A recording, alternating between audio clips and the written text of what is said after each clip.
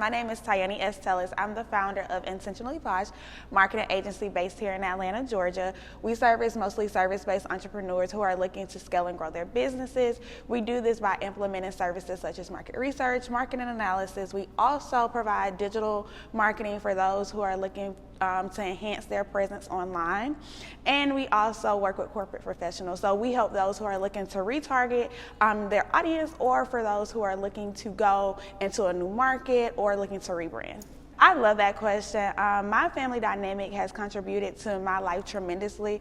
I felt like growing up, I was always able to be like who I wanted to be. My mom, I was that rambunctious child. Like everybody will tell you, like I literally was like all over the place. They used to call me a bucker.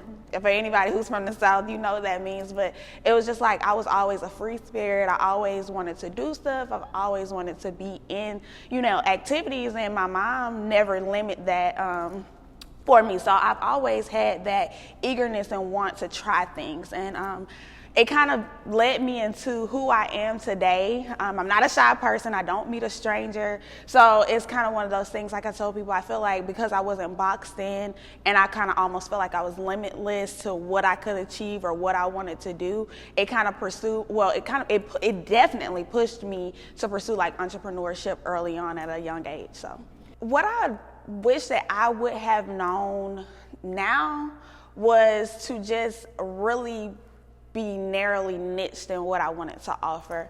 That was the biggest reason why I went through a rebrand, because I came into the market just thinking like, oh, I'm gonna, have all of these marketing services. I'm gonna provide all of these, different services for clients, and it just kind of burnt me out early on, and I fell out of love with my business. And I was like, I didn't get into business to feel like I was working another 9 to 5, because I had came from corporate America, doing that whole 9 to 5. I loved what I did. Like I told people, my story is a little bit different because I did actually graduate and was working in my field. So I was working at the Hilton in the sales and marketing department. However, I felt like I was being boxed in.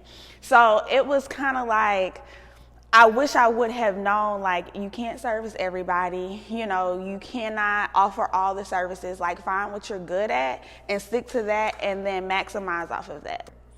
Yes, I love that, because even throughout my events, I think it's very important for everybody to live in purpose, on purpose, because a lot of times, with the social media noise, it's hard. It's almost like you go into this mode of, I got to be like this person, I have to be like this person, or I have to do things this way. And like I tell people, I'm not your average businesswoman. Like, I'm not a suit and tie type of person. I don't feel like, I'm a wake up and I'm a run my business according to what the books say. I feel like I'm very spirit-led. Anything that I feel like has been placed in my spirit, I'm going to walk in that manner. So I think living in purpose, on purpose, is really showing up as who you are. Like, really showing up in the human form of what you feel is natural to you. You shouldn't feel like you're replicating someone else, or that you're replicating someone else, or that you're pretty much like living through what somebody else is telling you to be. So living in purpose, on purpose, is just that for me. Like, I wake up every day with intentionality. I wake up knowing that I have people attached to me who are waiting on me to show up in my purpose so they can live in purpose.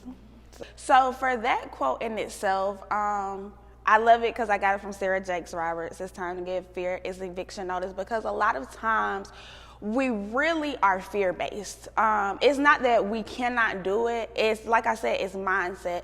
And a lot of times I coach my clients through that. Like, I actually ask them, before we even get into the business part of this, before we get into marketing, before we get into branding, your goals, revenue goals that you're trying to exceed, meet, what is your mindset? Because it's things that are going to come up in your business. There are roadblocks that are going to happen. So it's like, and then there are things that have taken place in your life that is going to always constantly remind you of why you feel like you can't pursue what you want to pursue. So it's like mindset number one.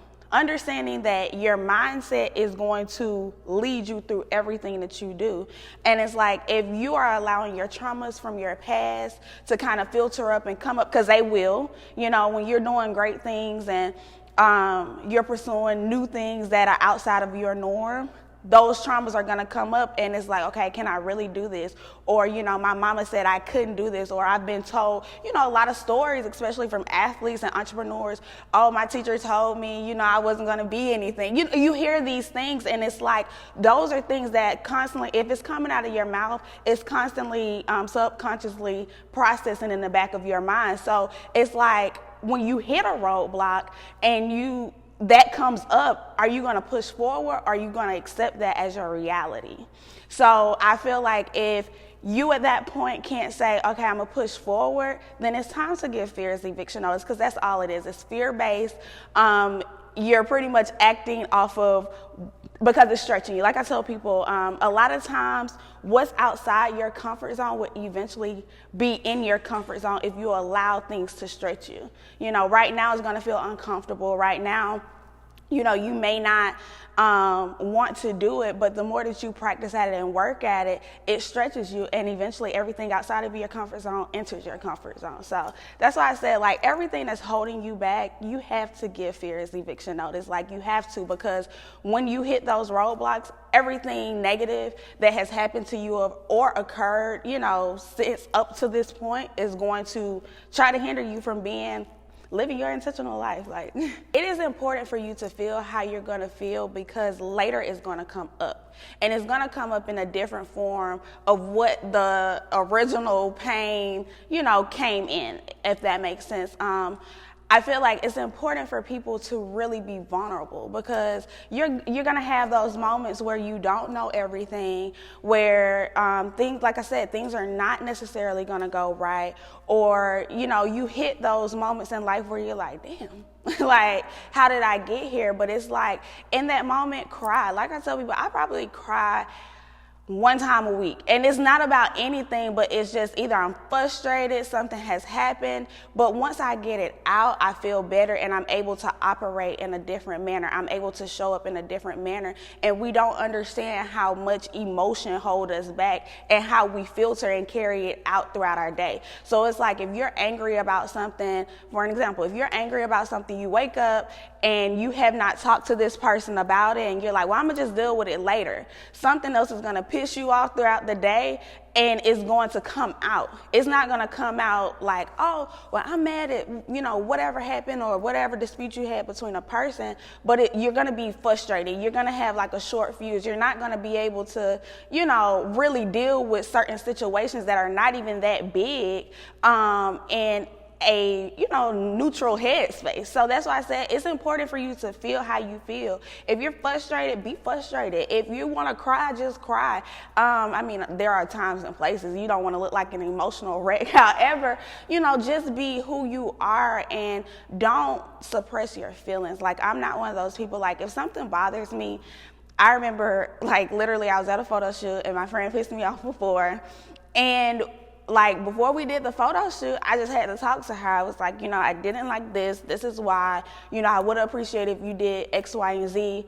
And I was like, I'm done with it unless you have something to say, because I do give people the opportunity to express themselves. And it's like, we were able to move on with the photo shoot and, naturally come together and really want to be there, but I felt like if it's tension, and it separates things and it throws off everything. So that's why I said it's important for you to really just feel how you feel. Like, let it out, let it come up, and then move on, because you're gonna deal with it later. I like to call them my 4 keys. Like, number 1, you need to understand how to master your industry.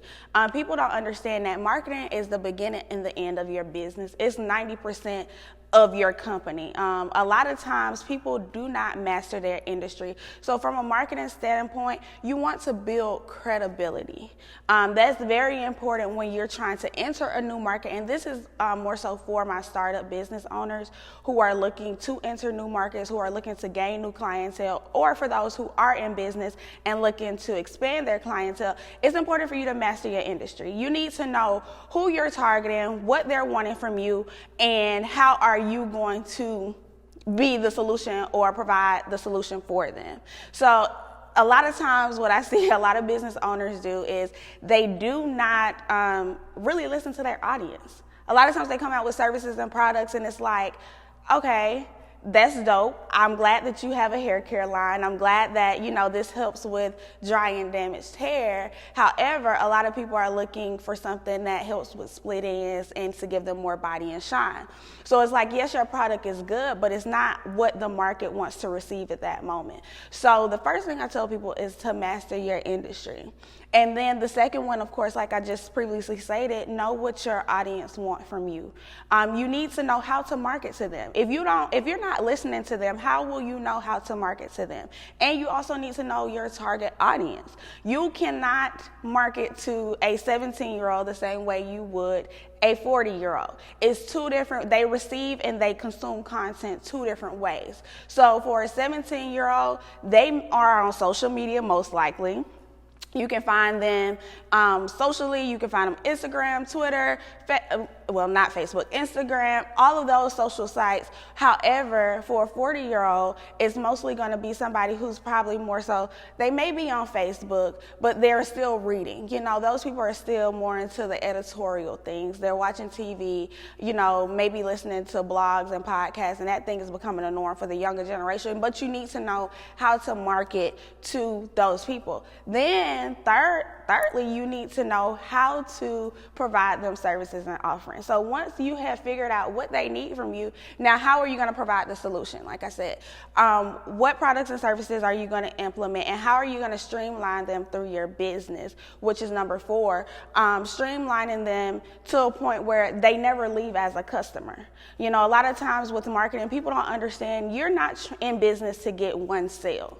That's not the goal. Like, you don't want I would prefer, me personally, I don't know how everybody else operate, I would prefer to have 100 clients that bought 1,000 things from me than to have 1,000 clients and, they're only buying one time. So you have to understand how to streamline them through or funnel them through your business. And what that means is, let's just say that they started with split ends, or, maybe they had a problem with, damaged hair or something. So this is one thing that you're fixing for them at this time. Now, standing communications with them, marketing, email marketing, social media marketing, follow-ups, front-end offers, back-end offers. Hey, just staying in communications with your audience is going to help you streamline them through, because once they've got a hold and they fixed their damaged hair, they fixed, the problems that they had, split ends, whatever it is that you're providing with them, then you take them to the next phase. What else do they want? They notice that this has helped their hair a lot. However, it's taken away the shine for their hair. So this is another product that you're able to help them with, but you have to know how to do data, and you have to know how to market to your customers. So those are 4 things, key things that I tell people, or I help my clients with assessing, like, how are you actually going from the startup phase all the way to streamlining them through your business. You want to know, what are they struggling with? Their struggles are going to be the moment for you to make money. So if I know that, say for instance, you are my customer, you come to me, you say, hey, I have this project I'm working on, I have all of this, the digital space I'm good at, social media marketing I'm fine with, but I'm struggling with email marketing.